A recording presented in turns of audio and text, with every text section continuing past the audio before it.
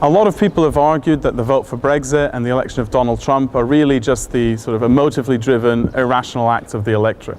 But today what I was trying to argue was that emotions are a normal part of politics, and specifically trade and investment politics. What I was focusing on was the rather successful, on one hand, contestation of investor protection in the EU's free trade agreements with the United States, that is to say the Transatlantic Trade and Investment Partnership, and subsequently also the EU-Canada trade agreement, CETA. So what I was arguing was that civil society groups were very successful at framing these agreements, and specifically their provisions on investor protection, as a threat to democracy, a way to entrench corporate rule, and that this had a lot of resonance with key actors, including social democrats in the European Parliament. But this emotive framing was double-edged, because on one side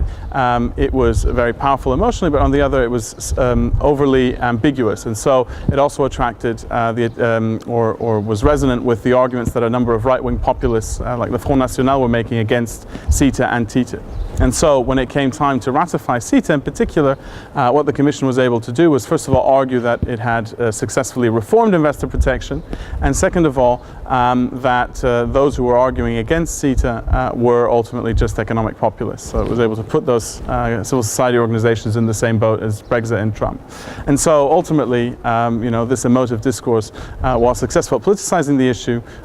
was overly ambiguous. So to sum up, ultimately I think emotions are not just an aberration in politics, but part and parcel of political discourse.